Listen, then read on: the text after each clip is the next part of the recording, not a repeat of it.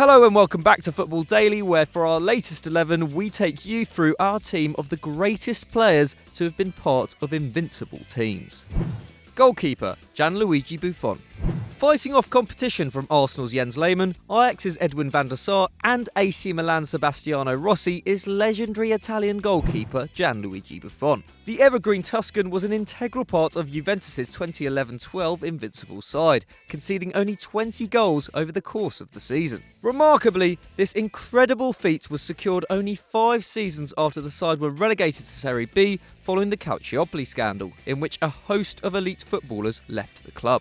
And just the season before, under Luigi Del Neri, the old lady had finished 24 points off the top spot in 7th, prompting the board to bring in young firebrand Antonio Conte, who set about combining his new methods with the help of old heads. This was a team that had to be super tight at the back, as their top goal scorer in the league was Alessandro Matri with 10 goals. However, thanks to Buffon's leadership qualities and world-class shot-stopping capabilities, Juve secured their first title in 9 years, marking only Buffon's third, as he had had his 2 previous revoked. 6 years on from manning the sticks for the Invincibles, Buffon is still at the club, having won every single league title ever since. Quite a legacy. Defender, Stefan Yavin. The story of Stefan Yavin and the Steaua Bucharest of this era is a fascinating one. Steaua were one of the best teams in the world during the 1980s, going 2 consecutive seasons unbeaten and dominating Romanian football by winning 5 consecutive titles. By the time their unbeaten run came to an end in 1989, it had been 104 games, the longest in football history. However, there is suspicion around this incredible run. At the time, Romania was under the dictatorship of Nicolae Ceausescu, whose son Valentin was heavily involved with the club. It is alleged that Valentin used his privileged position to purloin Steaua's rivals of their best players, including Romania's greatest of all time, who you'll be seeing later. However, Valentin claimed he was only defending Steaua's interests because rivals Dinamo Bucharest had the ear of Romanians' feared secret police. Aside from domestic espionage and saboteurs, Jovan also captained the Stellar Sty to the European Cup in 1986 as they defeated Barcelona in Sevilla on penalties, becoming the first Eastern European team to win the trophy. Defender, Kolo Toure. Competition for the centre-back berth is rife, but we had to include the only man who has been part of 2 different British Invincible teams, the one and only Kolo Toure. We admit that he's not the most prestigious name in our team, and his fun-loving and irreverent nature, like accidentally revealing he's a big Whitney Houston fan mid-press conference, can sometimes detract from what a formidable footballer he actually was capable of being. In fact, in Arsenal's record-breaking season, no one made more appearances than Toure on 55, with the closest being goalkeeper Jens Lehmann. Physically aggressive and hard in the tackle, Toure benefited from playing next to a cool head in Sol Campbell, but years later would provide the same foil for Philippe Senderos, as Arsenal kept 10 clean sheets in the Champions League in 2006, a record that still stands. And he wasn't done there. 13 years after his Invincible season at Highbury, Toure did it all again with Celtic, this time as part of a treble-winning campaign. Defender, Franco Baresi. Our first entry from AC Milan's unbeaten side of 1991-92 is another member of Italian footballing royalty. Captain for 15 of the 20 seasons he played at the San Siro, Franco Baresi was also the top appearance maker in the undefeated season, taking part in all but 1 game for Fabio Capello's side that clinched the Serie A title by 8 points. Predominantly a sweeper, Baresi partnered fellow Italian legends Maldini and Costacurta during that season, and the 3 of them conceded just 21 goals, ending the campaign with a plus 53 goal difference, more than twice the tally managed by their nearest challengers Juventus. The season before, AC had been 5 points off the title, losing out to the mighty Sampdoria team of Gianluca Vialli. But the combination of Baresi as captain and Capello as manager proved insurmountable, as the Rossoneri won the next 3 league titles in a row. Defender, Ashley Cole. After establishing himself in the Arsenal side in the 2001-2 season following an injury to Silvinho, Cole became a key member in Arsene Wenger's title-hoarding side of the early 2000s, winning the Premier League twice and the FA Cup 3 times in a 5-year spell. One of only 2 players to win the double with 2 English clubs, Cole was ever present down the left-hand side during the Gunners' historic 2003-4 season, when they became just the second side in English football history to go a full top-flight season undefeated. On his day, England's most capped fullback was regarded the best in his position, and in 2016, Cristiano Ronaldo named him as the toughest opponent he ever faced. He wasn't half bad at going forward either, able to skip past opposing players using his pace and cultured left foot. In his Premier League days, he collected 93 clean sheets, as well as 15 goals and 23 assists. Midfielder Andrea Pirlo.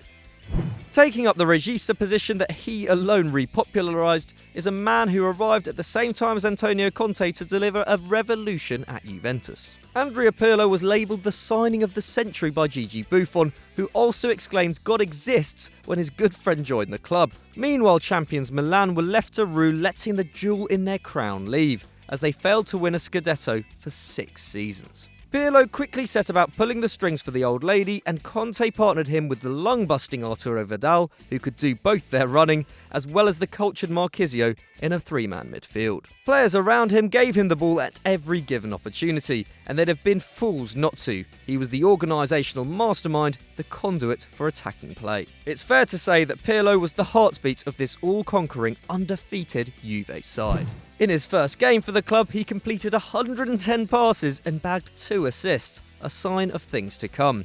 He ended the season with a league-high 13 assists, creating 100 chances and completing 500 more passes than any other player.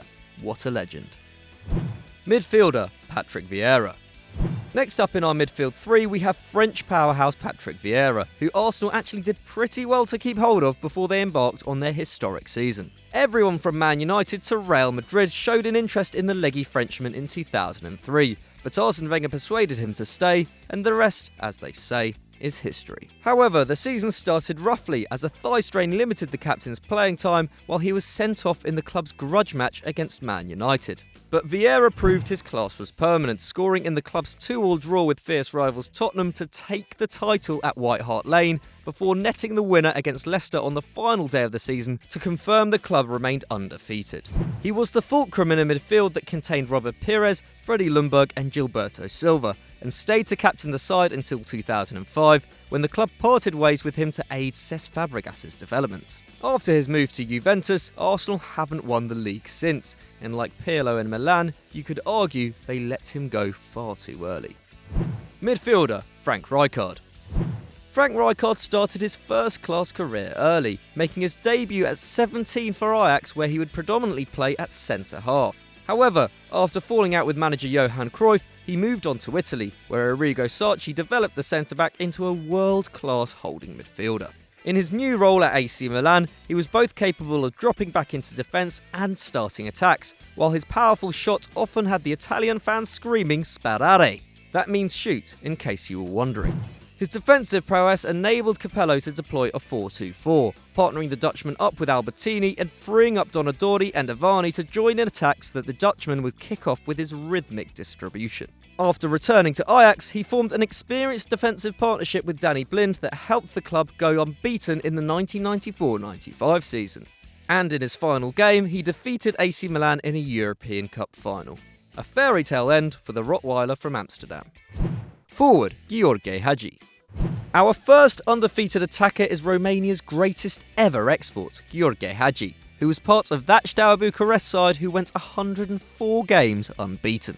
Not only a sublime footballer, he was also the recipient of some of the greatest nicknames in the game. To Galatasaray fans, he was the commander. To Romanians, simply the king. And to football historians, the Maradona of the Carpathians, my personal favourite. Steaua's formidable run began in 1986, but the team added the fairy dust in late 87 with the arrival of Hagi from Sportul Studentesk. Bizarrely, he was only contracted for 1 game following the switch, which just so happened to be the European Super Cup against Kiev. And after scoring the game's only goal, the club were keen on retaining his services, and he paid them back in full, scoring 76 in 97 games, and finishing as the top scorer in the 1988 European Cup. Hagi was also an unbelievable dribbler, and although domestic football in Eastern Europe wasn't as strong as in Spain or in England, his on-field dominance was nonetheless astounding. Subsequently, Real Madrid picked him up for €4.3 million, a tidy sum in that time, after he starred at the 1990 World Cup. Forward, Marco van Basten. If you're going to put together a 58-game unbeaten run, having a 25-goal-a-season striker certainly helps. Spearheading the Milan Immortals was Marco van Basten in what would be his last season of injury-free football before chronic ankle problems forced him to retire at 29. However, in his pomp, the elegant Dutchman was a sight to behold, particularly in that undefeated season. Known for his close control, speed, intelligence and tendency to pull off the spectacular, Van Basten actually fell out with Arrigo Sacchi in 1991, with some believing that this was the main reason for the manager's demise. However, when Capello came in and reinstated the Dutchman, he certainly delivered, scoring nearly a third of the team's total goals as they stormed to the Scudetto unbeaten. Forward, Thierry Henry. Our last entry is Thierry Henry, who will be playing slightly out on the left, reminiscent of his days at Barca. By the time the 2003-04 season had come about, Henry had already scored over 30 goals in 2 of his 4 seasons in North London. However, the languid striker saved his best ever goals tally for Arsenal's greatest ever season, banging in 39 in all comps by the time the dust had settled. His 30 league goals represented 41% of Arsenal's total league tally, and included a hat-trick against Liverpool and 4 goals against Leeds.